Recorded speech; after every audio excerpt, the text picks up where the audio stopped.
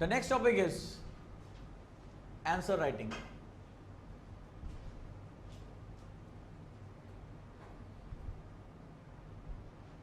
सबसे crucial part है। अगर मैं मेंस की बात करूं तो 1750 मार्क्स, 1750 मार्क्स हमारी राइटिंग एबिलिटी पे।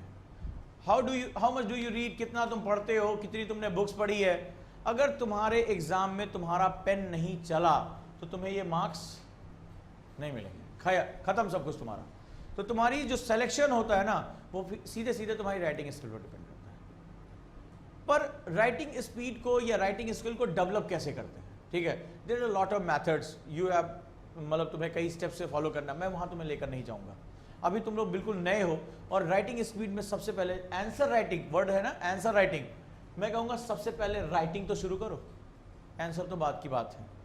So first start writing. And writing क्या होता है, तुम्हारे विचारों की अभिव्यक्ति, expression of your thought with hand eye coordination, यानी आंख और हाथ के समन्वय के द्वारा किया जाने वाला अभिक्रम लेखन कहलाता है।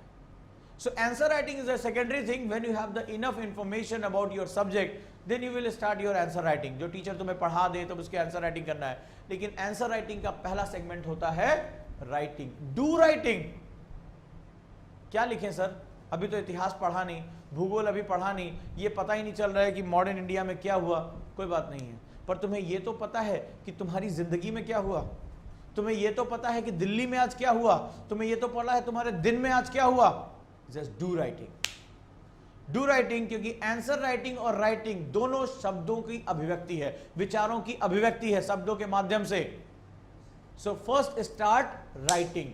आप लोग क्या सोचते हो कि आंसर राइटिंग का कोई कोर्स होता है और अंत में वो क्या करेंगे, मेरे स्ट्रक्चर्स को इतना अच्छा कर देंगे और मैं क्या होगा, बहुत बेहतरीन लिख लूंगा। कुछ तो इतनी भी जहमत नहीं उठाते, बोले खूब पढ़ा हुआ एग्जाम में ही लिखेंगे, ऐतिहासिक लिख देंगे, एग्जामिनर रो पड़ेगा मेरा देखकर आंसर, संग्रहालयों में रखा जाएगा मेरी कॉपी, भैया बहुत बढ़िया लिखा इन्होंने, पहली बार लिखा लेकिन बहुत बढ़िया लिखा। सब बुलशिट है, इसका कोई लेना देना नहीं, it's all rubbish. What you can do, you just right. Answer writing का पहला वर्ड क्या हुआ, राइटिंग। क्या करना है, डेली आज से आदत डाल लो, 2 पेज तुम्हें डेली अपनी डायरी लिखनी है। Your personal things, your thoughts, your struggles, तुमने आज दिन भर तुम्हें बहुत स्ट्रगल करना पड़ा, आज दिल्ली में तुम्हारा दिन कैसा रहा, तुम्हारा अनुभव कैसा रहा, तुम्हारे दोस्तों के साथ तुम्हारा संबंध कैसा रहा, क्या चीज तुम्हें आज हरा गई, क्या चीज की वजह से तुम जीत गए। Do writing first and make it a habit. 2-2 page लिखना शुरू करो। और अभी जैसे जो दूसरा बैच है मॉर्निंग बैच, उसके साथ मैं ये कर रहा हूं, उसमें से कई बच्चे मुझे अपनी डायरी जो है वो दिखाते हैं हर हफ्ते। मैंने देखा कि 15 दिन पहले जब उन्होंने लिखना शुरू किया था और आज 15 दिन बाद जब वो लिख रहे हैं, दोनों की राइटिंग में खुद कह रहे हैं कि सर जमीन आसमान का अंतर आ चुका है, काफी हमने इंप्रूव किया है। बस उन्होंने पहले पूछा, मैंने कहा डोंट जो है वो आंसर राइटिंग पे मत जाओ, पहले राइटिंग पर जाओ। और आज कह रहे हैं कि सर मेरे शब्द ज्यादा प्रिसाइज हैं, मेरे जो सेंटेंस ज्यादा जो है वो कंक्रीट हैं। पहले जब मैंने लिखा था, अब सामने प्रमाण है, पहले ऊट पटांग बड़ा बड़ा लिखा, उसके बाद धीरे धीरे क्या हो रहा है, प्रिसाइज होते जा रहे हैं। तो सबसे पहले आपको क्या करना है, पहले अपनी राइटिंग स्पीड, अपनी राइटिंग को मेंटेन करना है। आज मेरा दिन कैसा रहा दिल्ली में, लिख डालो इसको। आज सेमिनार में मैंने क्या सीखा, लिख डालो इसको। आज मुझे कौन सी चीज परेशान करती रही, लिख डालो इसको। क्लास में मुझे नींद आती है, मुझे नींद क्यों आती है, क्लास में मेरा दिमाग भटका रहता है, भटका क्यों रहता है, आज मैं किसी पर गुस्सा गया, अपने अनुभव लिखो। इसका सबसे बड़ा फायदा होगा, तुम्हारा मन पहली बार शांत होगा, और दूसरा सबसे बड़ी बात होगी, तुम्हें अपने विचारों को देखने का मौका मिलेगा। When you have this ability, writing धीरे धीरे आएगी। देन जो तुम्हारा टीचर तुम्हें करा रहा है उसके साथ साथ बेसिक आंसर राइटिंग शुरू करो, ठीक है। मैं हायर लेवल पे अभी नहीं जाऊंगा क्योंकि सब्जेक्ट्स हमारे पूरे नहीं हुए हैं, इसलिए अभी तुम्हें समझ में भी नहीं आएगा कि मैं किन चीज़ों को किस प्रकार में तुम्हें प्रिसाइज होने, समालोचनात्मक व्याख्या करने, इन सब के बारे में अभी बात करना बेकार है। मैं सिर्फ एक बारे में बात करूंगा, डू राइटिंग, ठीक है। ये रातों रात पैदा होने वाली चीज़ नहीं है, ये सबसे लंबा समय लेती है। सो आज से एक नियम बना लो, अगर यूपीएससी में तुम कुछ अच्छा करना चाहते हो, पर डे 2 पेज डायरी के लिखने हैं सोने से पहले। अनुभव लिखना है, जो तुम जीवन के विषय में सोचते हो वो लिखना है, but do writing daily and see your hand eye coordination. अपनी आंख और हाथ का कोऑर्डिनेशन तुम्हें पता चलेगा। अगर तुम्हें प्रैक्टिस नहीं होगी ना तो तुम्हें लिखने में दिक्कत आएगी, तुम लिखते लिखते भटक जाओगे। बट इसको होने दो, इसको होने दो। आज से जस्ट 15 दिन बाद तुम मुझे आकर अपनी डायरी दिखा देना, मैं तुम्हें बता दूंगा तुम्हारी कितनी प्रोग्रेस है। It is not a magic, it's a practice. ठीक है। बट अगर तुम लिखोगे नहीं और तुम ये सोच रहे हो कि अचानक से मैं बहुत कुछ ज्ञान प्राप्त करूंगा और कुछ बहुत अच्छा लिखूंगा, सॉरी टू से आप बर्बाद होने जा रहे हैं। और 2 बच्चों को मैंने बर्बाद होते हुए देखा, जिन्होंने लास्ट ईयर इंटरव्यू दिया था, एक का 13 नंबर से नहीं हुआ और एक का 6 नंबर से नहीं हुआ। दोनों के ज्ञान में कोई कमी नहीं, बहुत अच्छा पढ़ने में थे, ठीक है, बट उन्होंने एक गलती की थी और उन्होंने कभी आंसर राइटिंग प्रैक्टिस नहीं की। उन्होंने खुद एक्सेप्ट किया, सर सबसे बड़ी गलती हुई थी कि हमने पढ़ा खूब, हमने लिखा कुछ नहीं। और एग्जाम में क्या हुआ, एग्जाम में जब शब्द संयोजन करने थे, टाइम मैनेज करना था, वो गायब हो गया, खत्म हो गया मामला। So next thing is exam practice, right. Note making पे मैं आप लोगों को मेथड्स बता चुका हूं, पहले भी वीडियो भी दे चुका हूं। Last one is practice for exam, परीक्षा के लिए तैयारी। क्या है ये, क्या होता है ये? मैंने देखा कि कई बच्चे, मैक्सिमम बच्चे जो होते हैं वो इस बात को स्किप करते हैं, ठीक है। समझ लो होता क्या है। हमारे दिमाग में 2 सिस्टम होते हैं, एक को बोलते हैं सिंपैथेटिक नर्व और एक को बोलते हैं पैरासिम्पैथेटिक नर्व, ठीक है। हमारा दिमाग इन 2 नर्व्स के द्वारा कंट्रोल किया जाता है। पैरासिम्पैथेटिक नर्व का जो सिस्टम होता है, आप लोगों को शायद ये लग रहा होगा कि मैं एग्जाम प्रैक्टिस के माध्यम से आप लोगों की नॉलेज या आप लोग जो है अपना बहुत बड़ा ज्ञान टेस्ट वेस्ट करने जा रहे हैं, तो पहली बात समझ लो कि ये धारणा ही गलत है। एग्जाम प्रैक्टिस यानी रियल टाइम एग्जाम प्रैक्टिस का एक पर्पस अलग होता है। वो पर्पस क्या होता है वो ही पहले जान लो। सबसे पहले हमें अपनी पैरासिम्पैथेटिक नर्व को ट्यून करना आना चाहिए। कभी तुम लोगों ने महसूस किया, कभी अचानक से किसी बात से डर गए हो या घबराहट आ गई हो, हुआ है कभी? क्या होता है उस समय? अचानक से मान लो सांप निकल आया, या तुम्हारी कोई बहुत महत्वपूर्ण चीज कहीं छूट गई, एग्जाम देने जा रहे हो, तुम्हारा एडमिट कार्ड नहीं है, कभी हुआ है जिंदगी में? बिल्कुल खतरा। कैसा फील होता है उस समय? पहली बात, तुम्हारी हार्ट बीट कई गुना बढ़ जाती है, ठीक है, तुम्हारी हार्ट बीट कई गुना बढ़ जाती है। ऐसा लगता है दिल यहाँ नहीं धड़क रहा है, यहाँ धड़क रहा है, ठीक है। तुम्हें स्वेटिंग आनी शुरू हो जाती है। फिर क्या होता है, दिमाग जो होता है वो किसी भी चीज को सोचने की हालत में नहीं रह जाता कि क्या करें, बदहवास। क्योंकि इस समय तुम्हारे दिमाग में एक सिग्नल चला गया था कि तुम्हारा शरीर खतरे में है, तुम्हारा मस्तिष्क खतरे में है, और इस समय पैरासिम्पैथेटिक नर्व जो होती है वो एक्टिव हो जाती है। एक बार जब ये एक्टिव हो जाती है तो एक हार्मोन फ्लो होना शुरू हो जाता है, और इस हार्मोन को दबाने में शरीर को न्यूनतम मिनिमम 20 मिनट्स टाइम लगते हैं। मिनिमम एटलीस्ट 20 मिनट्स जो होंगे तब जाकर इसको कंपनसेट कर पाओगे। एक बार ये ट्रिगर हो गया, आप कभी महसूस करके देखना, कहीं चोट लगते लगते बच जाए या कोई हादसा होते होते बच जाए, आप देखोगे बड़ी देर तक आप बदहवास से रहते हो, धड़कनें बहुत तेज चलती हैं, आपकी बॉडी को सिंबल मिलता है कि शरीर खतरे में, और आपका ब्लड सर्कुलेशन दिमाग की बजाय उस पार्ट की तरफ जाना शुरू हो जाता है। इसको बोलते हैं पैरासिम्पैथेटिक नर्व। एक्चुअली जो ये पार्ट मैंने कहा है वो हमारे कई स्टूडेंट्स की गलती इसी वजह से बर्बाद होते हैं। वो क्या होते हैं, वो पढ़ते खूब हैं लेकिन वो प्रैक्टिस नहीं करते एग्जाम की। नतीजा क्या होता है, वो एग्जाम में पहुंचते हैं और मान लो पहला ही क्वेश्चन तुम्हारा ऐसा है जो तुम्हें बिल्कुल नहीं आता, या तुम वही छोड़कर आए थे। अब फीलिंग क्या आती है उस समय? अचानक से क्या होता है, एक अजीब सी एक हलचल होती है, और फिर क्या होता है, दिल की धड़कनें तेज हो गई, या आपने दिमाग में कंट्रोल नहीं रखा, एडमिट कार्ड नहीं मिला, उसने बोला एडमिट कार्ड दिखाओ। अब तुमने कहीं रखा, मान लो पॉकेट में रख दिया, और तुम्हें याद है कि मेरी जेब में रखा है। अब तुम एग्जाम में टेंशन में हो, ढूंढ रहे हो, पता नहीं कहाँ चला गया, अरे जल्दी दिखाओ नहीं तो भागो यहाँ से। अब एग्जाम के लिए लेट हो रहा है, ओपन हो गया है एग्जाम, अरे पता नहीं कहाँ मिला है। अब क्या होता है, आपने देखा कई लोग रोना शुरू कर देते हैं, देखा कई रोना शुरू कर देते हैं, घबरा जाते हैं। क्या होता है, पैरासिम्पैथेटिक नर्व, और उस घबराहट में क्या होता है, वो अगर थोड़ी देर रुक के सोचें कि यार मेरे पॉकेट में हो सकता है, लाओ क्लियरली चेक कर लूँ, लेकिन उस दौरान पता नहीं कहाँ रख दिया सर, पता नहीं कहाँ रख दिया, प्लीज जाने दीजिए सर, देर हो रही है। क्या होता है, हम गिड़गिड़ाना शुरू कर देते हैं, ऐसा ही होता है ना। तो बेसिकली इस पैरासिम्पैथेटिक नर्व को अगर आप ट्यून नहीं करोगे, और आप ये सोचो कि एग्जाम में मात्र 20 मिनट के लिए एक बार खाली एक्टिव हो गई, सो आपके पूरे सेगमेंट से 20 मिनट क्या हो गया, निकल गया। फिर अगर 2 बार ट्रिगर हो गई, चैलेंज होता है। कई लोग रोल नंबर गलत भर देते हैं, अब एग्जामिनर ने डांट दिया, क्या कर रहे हो, तुम्हारा एग्जाम कैंसिल हो जाएगा, अरे सर मेरी जिंदगी बर्बाद हो जाएगी ये वो। और उसके बाद तुमसे, अरे यार मान लो निपटा, अब तुम पढ़ने की कोशिश करते हो, बार बार पढ़ते हो क्वेश्चन, लेकिन तुम्हें समझ में नहीं आता कि मैं क्या पढ़ रहा हूं। हुआ है? डेफिनेटली हुआ होगा, बहुत एक्सपीरियंस के साथ कह रहा हूं। अभी इसका खेल बाकी है। अब क्या होता है, हम पहले से प्री ऑक्यूपाइड होके जाते हैं यार 70 क्वेश्चन तो करने ही करने हैं, यही कट ऑफ है। अब तुम्हारे 30 या 35 हुए, अब तुम्हारे पास टाइम आधा घंटा। ओ माय गॉड, तुम क्या करते हो, गोले गिनते हो। बोले 30 70 करने थे यार, अभी 30 या 35 हुआ है। अब तुम्हारे अंदर घबराहट और बढ़ती है। अब तुम क्या करते हो, अब जल्दी जल्दी क्वेश्चन पढ़ना शुरू करते हो।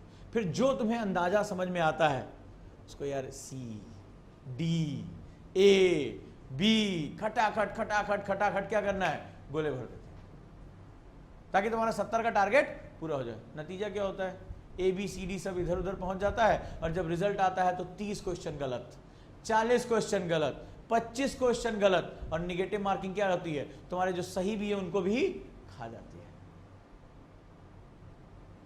इसका सिंपल मतलब ये नहीं कि आपकी नॉलेज की सिर्फ परीक्षा हो रही है, इसका सिंपल मतलब होता है कि आप अपनी पैरासिम्पैथेटिक नर्व को ट्यून कर रहे हैं। जब लगातार आप जो है वो प्रेशर में एग्जाम देना शुरू करेंगे तो धीरे धीरे आपकी नर्व्स क्या हो जाएंगी, ट्यून हो जाएंगी। फॉर एग्जांपल ले लो, साइकिल चलाई है, आज चला लेते होगे फर्स्ट क्लास। आज गद्दी पे बैठने में बिल्कुल नहीं सोचना पड़ता होगा कि किधर मुड़ेगी साइकिल, किधर मुड़ेगी। हो सकता है कुछ लोग हाथ वाथ छोड़ के भी चला लेते हो, है ना। आज किधर भी कट वट अगर सुई मारना होता है आपने मार लेते हैं। लेकिन फर्स्ट टाइम याद करो तो जब साइकिल पे बैठे थे, अगर किसी तरह गद्दी पर बैठ गए होगे तो शायद सेकंडों के लिए, उसके बाद तुम नीचे साइकिल ऊपर थी। हुआ था? और क्या हुआ था, अच्छी खासी चोट भी लगी होगी, कहीं घुटने छिले होंगे, कहीं कोनी छिली होगी, और एक डर बैठ गया होगा। ठीक है, पहली बार क्या होगा, जब गिरे होगे तो उसके बाद अगले दिन 2-4 दिन तक साइकिल पे चढ़ने में भी डर लगा होगा, कायदे चोट लगी होगी तो डर लगा होगा। लेकिन आज डर लगता है?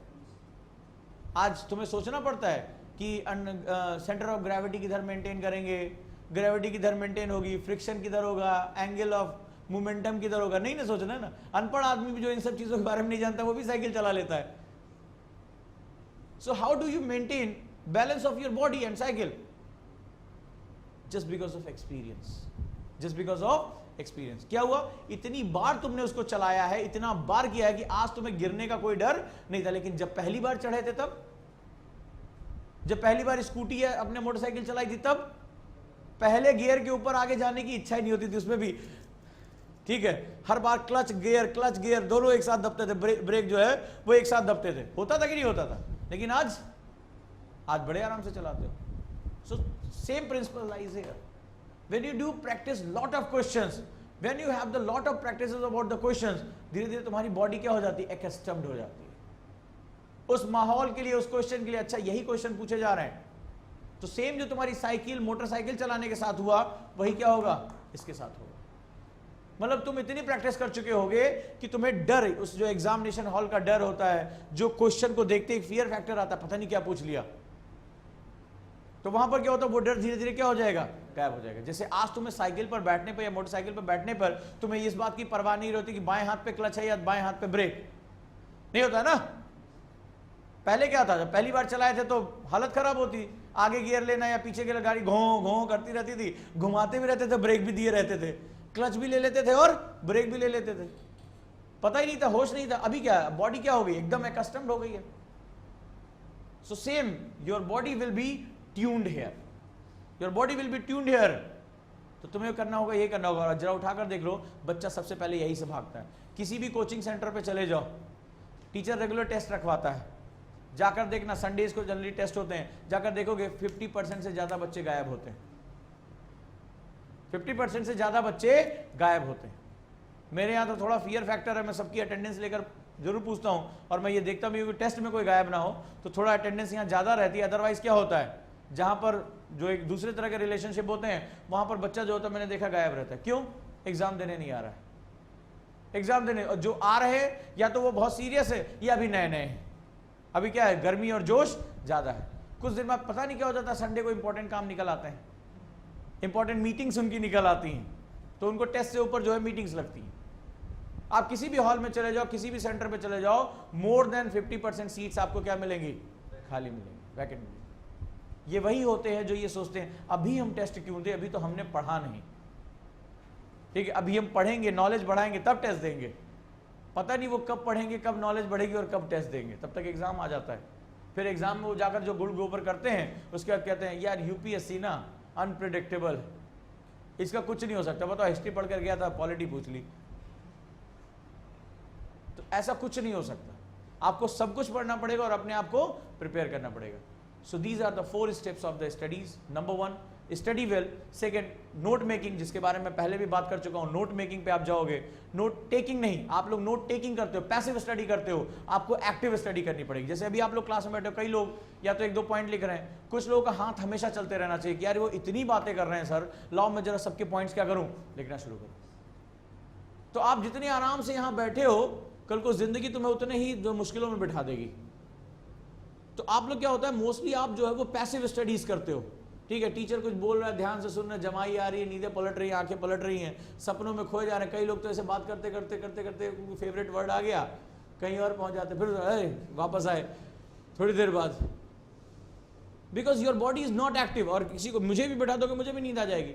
सो डू एक्टिविटी, टीचर जो बोल रहा है उसको जल्दी जल्दी फ्लो चार्ट में डालने की कोशिश करो। कितनी बातें आई, कितनी बातें गई, तुम्हारा माइंड जो है लंबे समय तक इसको रिसाइड नहीं कर सकता जब तक तुम इसको नोट में कन्वर्ट ना कर दो। And most of the time मैंने देखा है कि स्टूडेंट, जितने भी मंचों पर मैं गया हूं, मोस्टली जो स्टूडेंट होता है नोट टेकिंग करता है।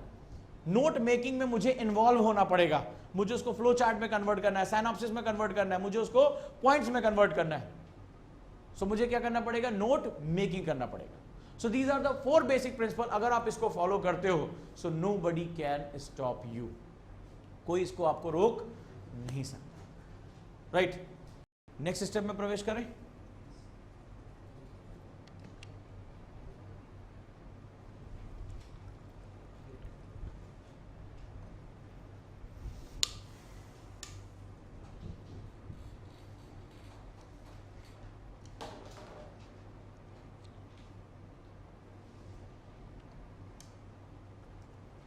अगला स्टेप है टाइम मैनेजमेंट।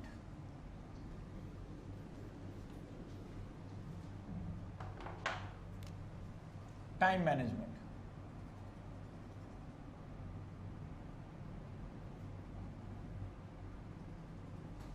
समय प्रबंधन। टाइम टेबल जैसा शब्द मैं लिखता नहीं, समय सारणी जिसे हम लोग बोलते हैं, उसका कोई मतलब नहीं है तुम्हारे लिए, because you have limited time, 24 घंटा। और याद रखना, ये जो समय है ना, यही तुम्हारा सबसे बड़ा दोस्त है और यही तुम्हारा सबसे बड़ा दुश्मन। अगर तुमने इसको वाइजली यूज कर लिया, so nobody can stop you, कोई तुम्हें दुनिया की ताकत रोक नहीं सकती, क्योंकि तुम्हारा दुश्मन ही नहीं है कोई। तुम्हारे दुश्मन केवल और केवल तुम हो और कोई नहीं।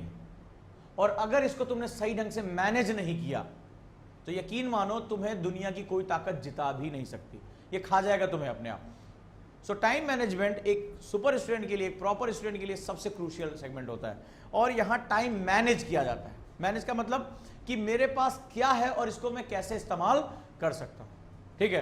जनरली हम लोग क्या करते हैं, टाइम टेबल बनाते हैं।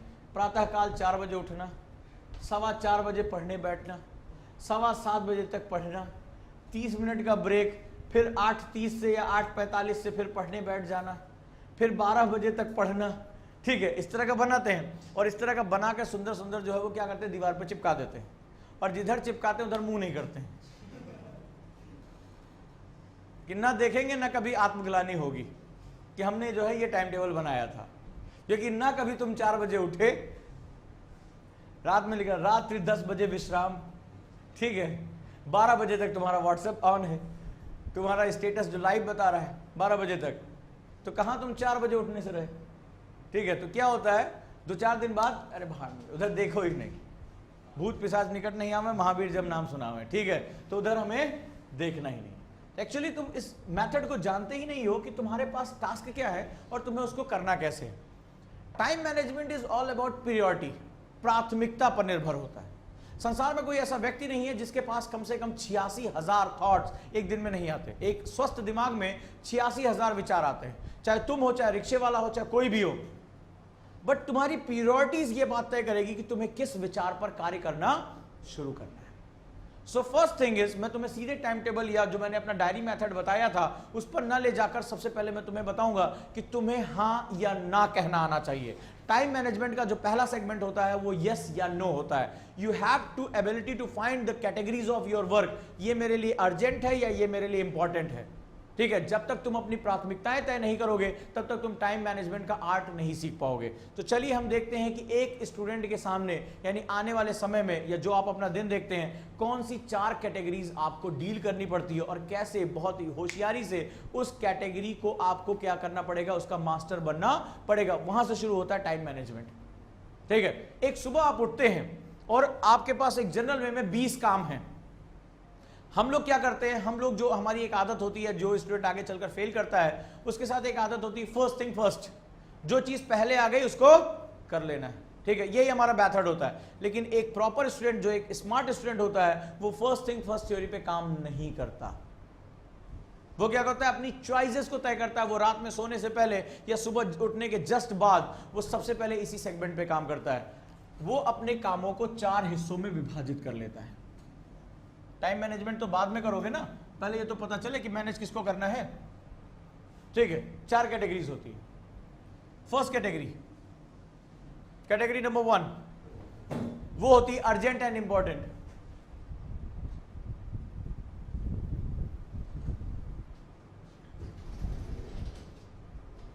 Urgent and important, right. Urgent and important का मतलब क्या हुआ, ये बहुत ही अर्जेंट है, आकस्मिक है और इसका महत्व बहुत ज्यादा है। इसको बोलते हैं नो चॉइस वर्क। पहली कैटेगरी, कोई विकल्प नहीं है मेरा इसके। ठीक है, कल एग्जाम है या कल तुम्हारा जो है वो ड्राइविंग लाइसेंस सबमिट करने का, उसका फॉर्म सबमिट करने का, कल यूपीएससी का फॉर्म सबमिट करने का आखिरी दिन है। So there is a no choice, that is urgent and important both. ठीक है, तो ये काम हो गया। लेकिन ऐसे कामों की संख्या बहुत ज्यादा नहीं होती है। ठीक है, इसका मतलब है आप क्या है, आप लेथार्जिक हो और आप प्रोक्रेस्टिनेशन करते हो। भैया 1 महीने फॉर्म भरने का समय था, अब तक क्या कर रहे थे, आखिरी दिन का वेट क्यों कर रहे थे। तो कभी कभी क्या होता है, कुछ कारणों की वजह से हो सकता है कि बाहर गए हो, कोई दिक्कत आ गई हो। So these are the urgent and important. Second category होती है अर्जेंट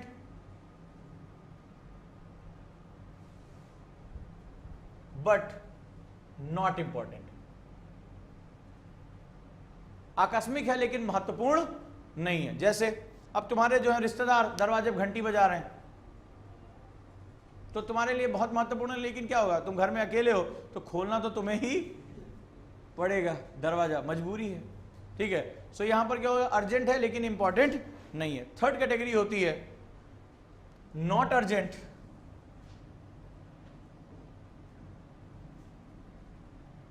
बट इंपॉर्टेंट।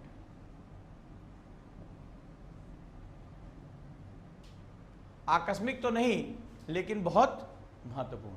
और चौथी कैटेगरी होती है neither urgent nor important. Neither urgent nor important. So tell me, तुम सुबह उठे और तुमने जो है वो कामों की लिस्ट बना ली। आज मुझे आटा लेकर आना है, सब्जी लेकर आना है, ये पढ़ाई करनी है, ये करना है, वो करना है सारा। तो जब तक तुम उन कामों को, अगर तुम ये सोच रहे हो कि सबको मैं बराबर वरीयता और बराबर समय दूंगा, तो कभी भी अपने सबसे महत्वपूर्ण कार्य को, जो तुम्हारे करियर के लिए सबसे इंपॉर्टेंट है, कभी भी क्या करोगे, उसको महत्व नहीं दे पाओगे। तुम्हें क्या करना होगा,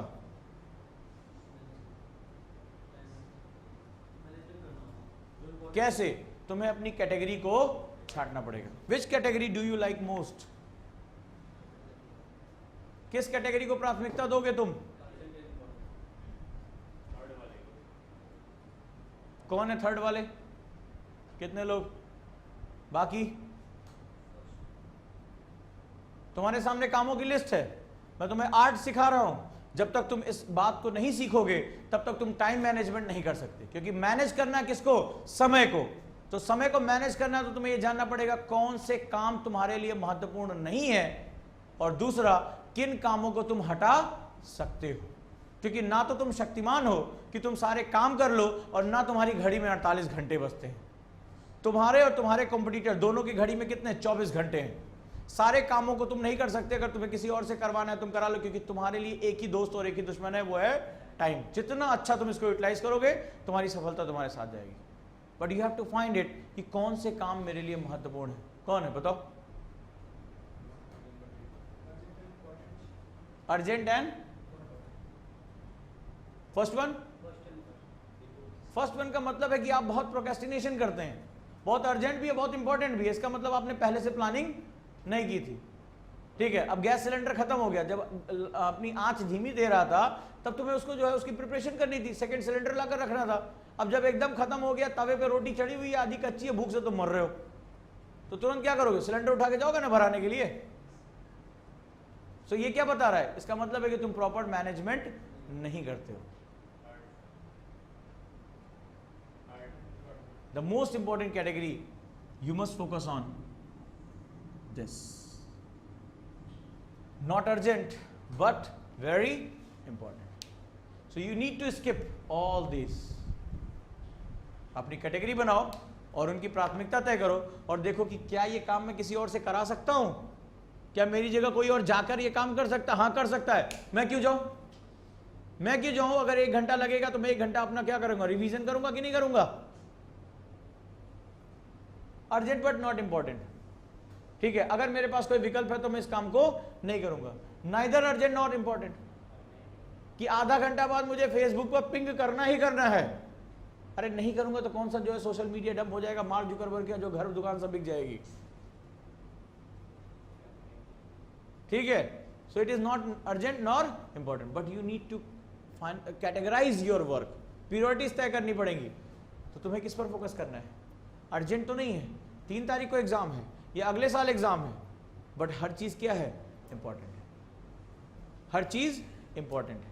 सो उसमें तुम क्या करोगे, तुम्हें यस और नो दोनों कहना आ जाएगा, यानी इस काम को मैं ना कह सकता हूं। जैसे एक दोस्त ने कहा चल यार चाय पी कर आते हैं, चल कुछ चर्चा करेंगे आजकल क्या रहा न्यूज़पेपर में, टेम्पटेशन होता है, बोला बड़ा ज्ञान बांटेगा ये, ठीक है, तो चर्चा वर्चा कैसे होती है, थोड़ी देर पहले हाँ यूपी चुनाव का क्या हुआ, अरे हार गए गोरखपुर वाली सीट, फिर तब तक धीरे से भड़ास निकलने से, बिल्कुल सही हुआ वे, एकदम बेअंदाज हो गए थे लोग।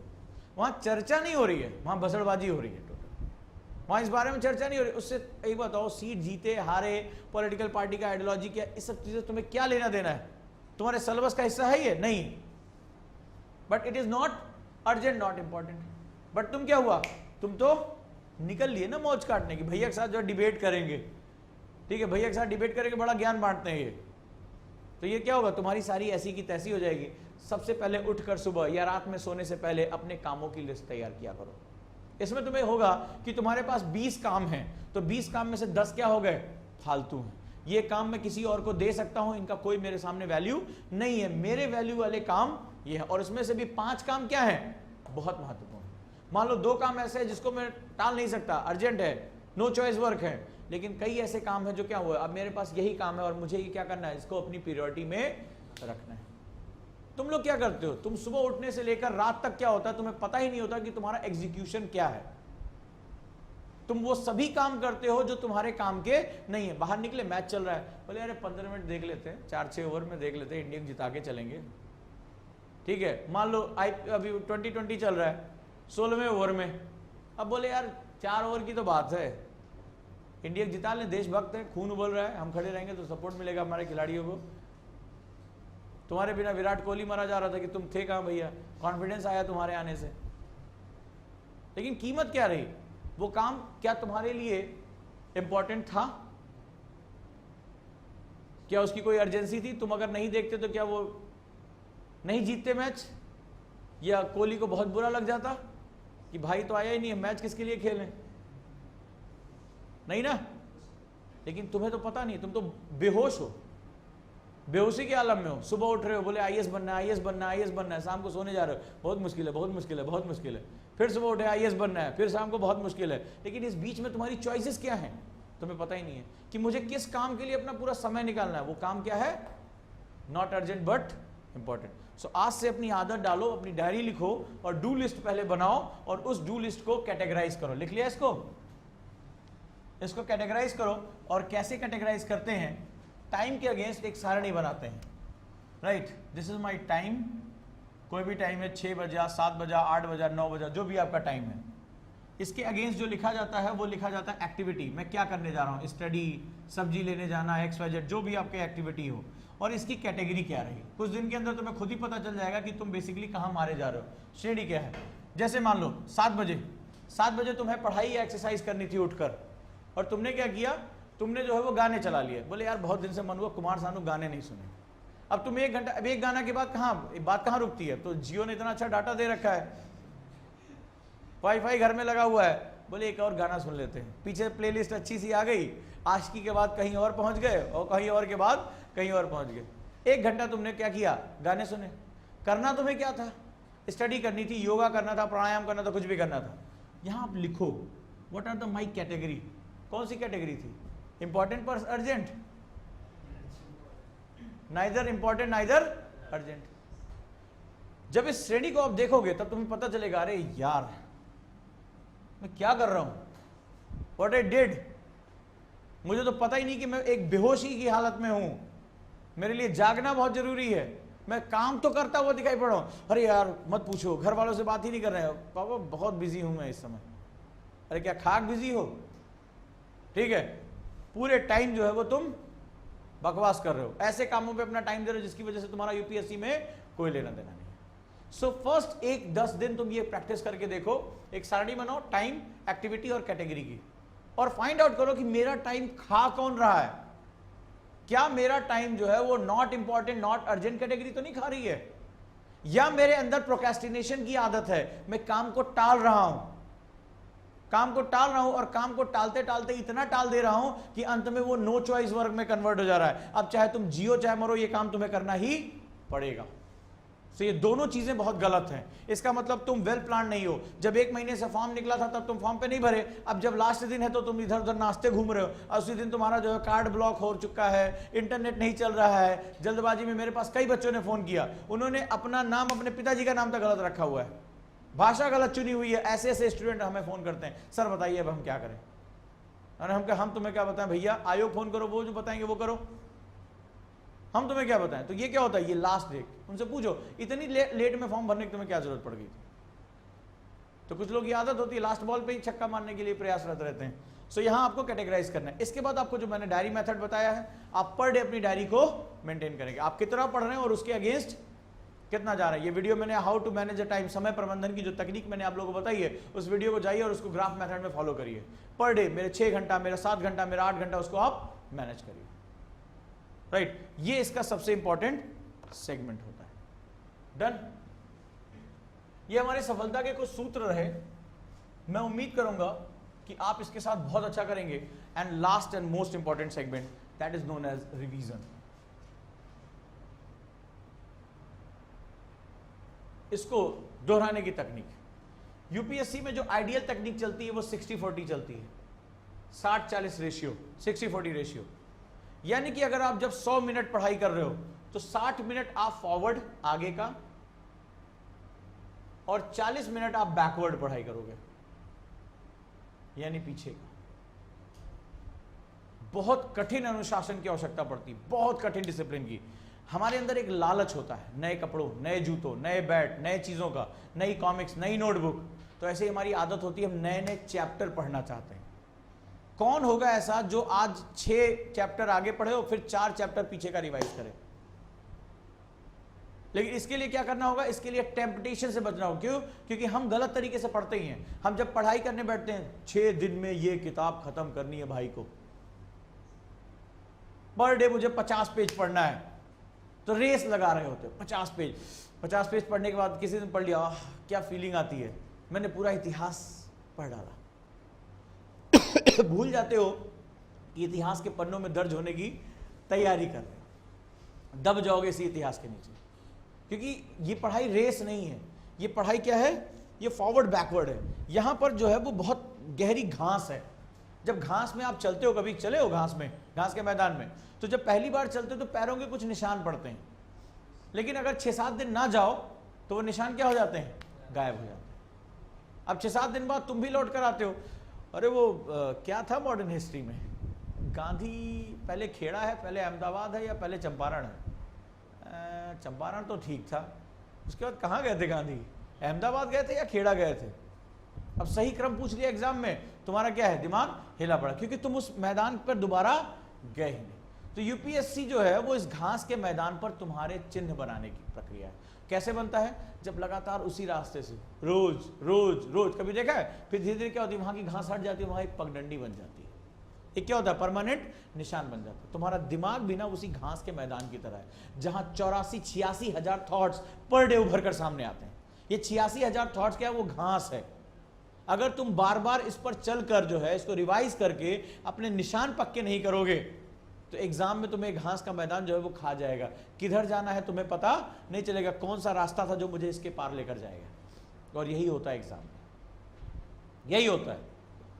तो वहां पर आपको क्या करना पड़ेगा, 60-40 रेशियो पे आपको डील करना पड़ेगा। यानी जो आप पढ़िए, आप 100 मिनट पढ़ रहे हैं तो 60 मिनट आपको क्या करना पड़ेगा, आगे पढ़ना है, और 40 मिनट आपको क्या करना है, रिवाइज करना है। यह पहले तरीका है कि पहले पिछला रिवाइज कर लो, देन आगे मूवमेंट करो। जैसे आप पीछे की तरफ जाओगे आपके अंदर एक विद्रोह पैदा होगा, अरे क्या कर रहे हैं यार, मेरा कोई ग्रोथ नहीं आ रही है, मेरी कोई ग्रोथ नहीं आ रही। वो बता रहा था मेरा क्लासमेट कि मैंने जो है वो फलाना जो सतीश चंद्रा की बुक है या विपिन चंद्रा की बुक, वो तो खत्म करने वाला है, मेरी तो यार 1/4 नहीं हुई। बट एक बात याद रखना, this success is all about compound effect. ये जो पूरी सक्सेस है यूपीएससी की, वो कंपाउंड इफेक्ट सिद्धांत पर काम करती है। मैथमेटिक्स का फॉर्मूला होता है ना, कंपाउंड इंटरेस्ट, तो ये कंपाउंड इफेक्ट कहलाता है। और कंपाउंड इफेक्ट का मतलब एक बहुत सिंपल सा मतलब होता है, ये कंपाउंड इफेक्ट का ग्राफ है। ये तुम हो,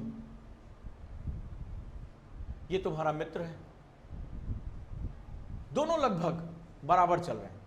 बस तुम क्या कर रहे हो, वो डेली बढ़ता चला जा रहा है, आगे बढ़ता चला जा रहा है। तुम क्या करते हो, 60 मिनट आगे बढ़ते हो, 40 मिनट पीछे बढ़ते हो। तो क्या होगा, वो शुरुआत में जो तुमसे लीड लेता हुआ दिखाई पड़ेगा। ऐसे में आपका अगर दूसरों से ज्यादा बात करोगे तो क्या होगा, अपना पाथ छोड़ दोगे।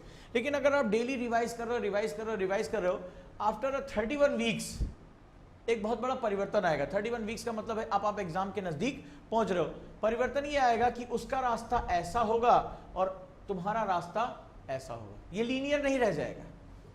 इसको बोलते हैं कंपाउंड इफेक्ट, और यूपीएससी में यही कंपाउंड इफेक्ट काम करता है। रातों रात कोई बदलाव नहीं होते, लेकिन तुम्हारा क्या होगा, जब तुम रोज रिवाइज करते करते करते करते उसको अपने दिमाग के अंदर क्या कर लोगे, बिठा लोगे। और जब आंसर राइटिंग का वक्त आएगा तो इसके दिमाग में केवल धुंधली धुंधली यादें होंगी।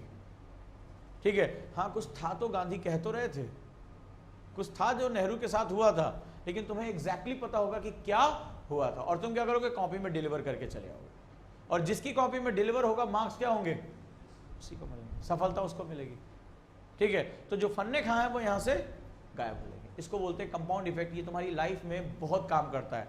लाइफ में जब भी तुम्हें कोई चेंज करना हो ना, तुम्हें अगर कोई भी छोटी छोटी आदतें भी बदलनी हो, तुम्हें कोई भी सफलता प्राप्त करनी हो, तो कंपाउंड इफेक्ट पे बहुत फोकस करना है। 31 हफ्तों के लिए तुम्हें कोई रिजल्ट नहीं दिखाई पड़ेगा। जैसे तुम बहुत ज्यादा कैलोरी इंटेक कर रहे हो, वेट बढ़ रहा है, थोड़ी थोड़ी कैलोरी कम कर दो, थोड़ी थोड़ी। अचानक से कैलोरी कम करोगे, बॉडी क्या होगी, बर्बाद हो जाएगी। तुम्हें सुबह जल्दी उठने की आदत नहीं है, तो अचानक से एक दिन 4 बजे का अलार्म लगा के एक ही दिन उठोगे, अगले दिन नहीं उठोगे। लेकिन धीरे धीरे 7 बजे, 7 से 6:30, 6:30 से 6, 6 से 5:30, 5:30 से 5, फिर धीरे धीरे क्या होगा, तुम्हारी एक ग्रोथ दिखाई पड़ेगी। रोज तुम्हें क्या करना है, सिंपली मान लो 5 नए, एक बुक का, एक मोटिवेशनल बुक है, 5 पेज तुम्हें पढ़ना है। अब 5 पेज क्या होता है, कुछ नहीं, ठीक है, ये आधा घंटा पढ़ना है, 5 पेज। लेकिन अब जरा इसका इफेक्ट देखो, एक महीने में कितने पेज, 150 पेज। एक साल में कितने पेज, मल्टीप्लाई करके देख लो। ये तुम्हारी कई किताबें खत्म हो जाएंगी सिर्फ 5-5 पेज के माध्यम से। 15 मिनट तुम्हें एक्सरसाइज करनी है, कोई बात नहीं है, रोज मैं 50 कैलोरी रोज बर्न करता हूं, तो सोचो साल भर में कितनी कैलोरी तुम बर्न कर लोगे। So these are known as compound effect. इसके परिणाम जो होते हैं बहुत दूरगामी होते हैं। ठीक है, तो मैं उम्मीद करूंगा आज के बाद जब तुम रिवीजन करोगे, so in this method 60-40 ratio. So these are the basic steps for success. अगर आप इसको फॉलो करके देखिए, जहां तक मैंने आज आप लोगों को बताया, पहला आपको क्या काम करना है, अपने माइंड को क्लियर करना है। ठीक है, it is not hardest exam, it is one of the easiest examination when you have the with the right strategy। अगर सही रणनीति के साथ हो तो ये संसार का सबसे आसान इम्तिहान है। दूसरा मैंने क्या बताया, you must know the why aspect, कि मैं क्यों यूपीएससी करना चाहता हूं। इसको ढूंढो, इसको जितनी जल्दी हो सके उतना जल्दी ढूंढो। ये जितना ही क्लियर होगा उतना ही तुम दूर तक जाओगे। तीसरा मैंने क्या बताया, जो आपके इंपॉर्टेंट एस्पेक्ट्स हैं, राइट, आप पढ़ते कैसे हो। पढ़ने में मैंने 3 कैटेगरी बताई। पहला, जब तक आप जिज्ञासु नहीं होगे, ठीक है, इंक्यूसिटिव नहीं होगे, तब तक जो है आप पढ़ाई नहीं कर पाओगे। दूसरा, you choose the proper books. और तीसरा, how to read a book, एक किताब को पढ़ते कैसे है। सेकेंड, आज से नोट टेकिंग बंद कर दो, आज से नोट मेकिंग करो। मेकिंग का मतलब होता है मेरा अपना, आई डू आई लर्न। मेरा अपना, उसमें अपनी पिक्चर्स, अपने थॉट मैप्स, अपने फ्लो चार्ट्स उसमें डालना सीखो। थर्ड स्टेप मैंने क्या बताया? Answer writing. और आंसर राइटिंग में अभी तुम्हारे लिए क्या काम मैंने बोला? आंसर हटा दो, राइटिंग पे फोकस करो, डू राइटिंग। आज मेरा दिल्ली में दिन ऐसा रहा, आज मैंने ये किया। और फोर्थ स्टेप, लगातार एग्जाम के लिए प्रैक्टिस करना शुरू कर दो। उस बिहेवियर में जहां टेस्ट देने का मौका मिले भागो नहीं, बोलेगा देंगे यार देंगे, चलो देखते बिना तैयारी के मेरे कितने मार्क्स आते हैं। उस कंडीशन में जानते क्या होगा? जब बिना तैयारी के और बिना प्री इंफॉर्मेशन के तुम टेस्ट दोगे, तुम्हारा कॉन्फिडेंस बूस्ट होना शुरू हो जाएगा। तुम बार बार तुम्हें खतरों से खेलने की आदत हो जाएगी और वो तुम्हारे कॉन्फिडेंस को क्या करेगा? आगे लेकर जाएगा। इसका अगला और सबसे महत्वपूर्ण सेगमेंट होता है टाइम मैनेजमेंट। और टाइम मैनेजमेंट में सबसे पहले आता है टाइम पीरियोरिटी। जब तक तुम्हें यह पता नहीं रहेगा कि तुम्हारी पीरियोरिटी क्या है, तुम एक अंतहीन यात्रा में हो। कितने काम कर लोगे 24 घंटे में? फिर अंत में तुम्हारे हाथ में केवल हताशा लगेगी। सो जो चीजें तुम्हारे जीवन के लिए, तुम्हारे करियर के लिए, तुम्हारे लक्ष्य के लिए महत्वपूर्ण है, केवल आपको उनको उठाना है। और अगर लग रहा है कि यह काम इससे करवाया जा सकता है, इसको देना है। यही प्रशासनिक अधिकारी का गुण होता है। और इसके बाद जो सबसे इंपॉर्टेंट है, प्रॉपर रिवीजन करना।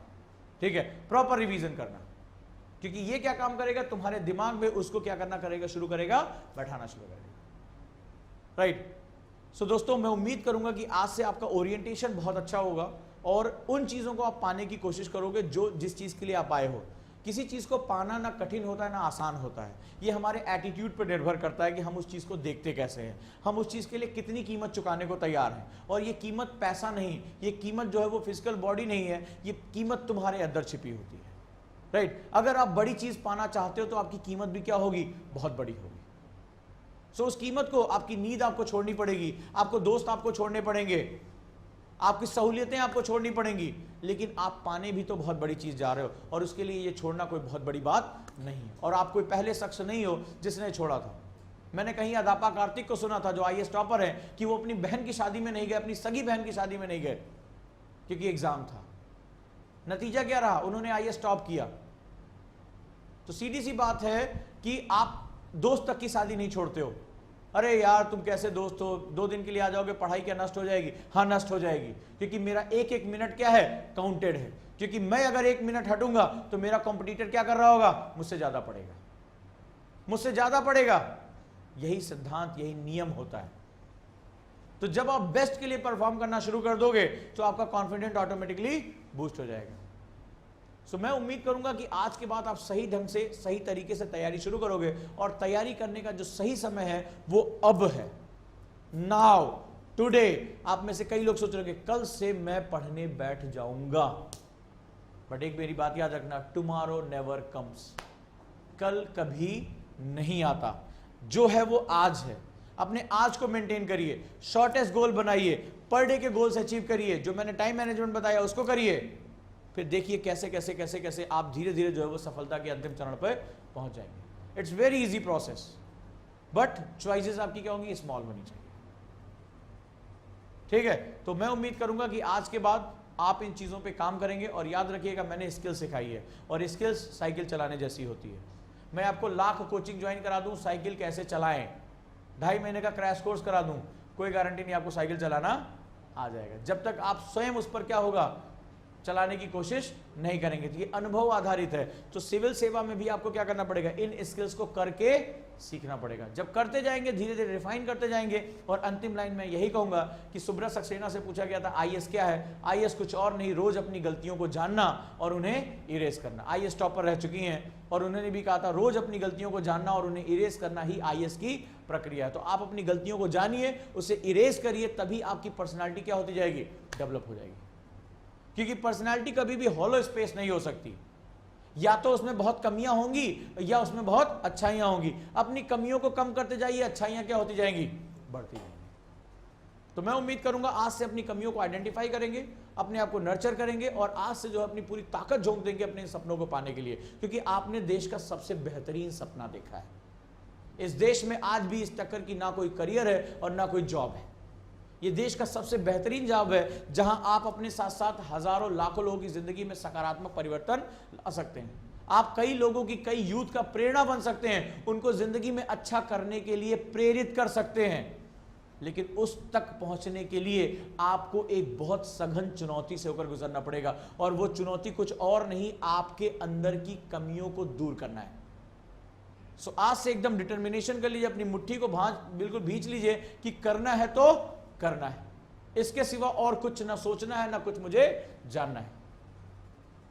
रेस्ट ऊपर वाले के हाथ में छोड़िए और अपनी मेहनत पूरी तरह से कर लीजिए। यकीन मानिए, मैं ये तो नहीं कहता कि एग्जाम होगा या नहीं होगा, इसकी गारंटी कोई नहीं ले सकता, लेकिन मैं इतना जानता हूं कि आज से कुछ समय बाद जहां आप खड़े होंगे आपका व्यक्तित्व बोलेगा और लोग आपके पीछे चलने के लिए तैयार रहेंगे। यही लीडरशिप होती है, यही व्यक्तित्व होता है, और लोग जो होते हैं वो इन्हीं व्यक्तित्वों के पीछे जाने के लिए तैयार रहते हैं। तो मैं चाहता हूं कि आप सभी एक व्यक्तित्व में कन्वर्ट करें अपने आप को, लेकिन स्टेप बाय स्टेप। डन? कोई क्वेश्चन हो आप मुझसे पूछ सकते हैं, कोई डाउट हो? समापन किया जाए। Thank you very much.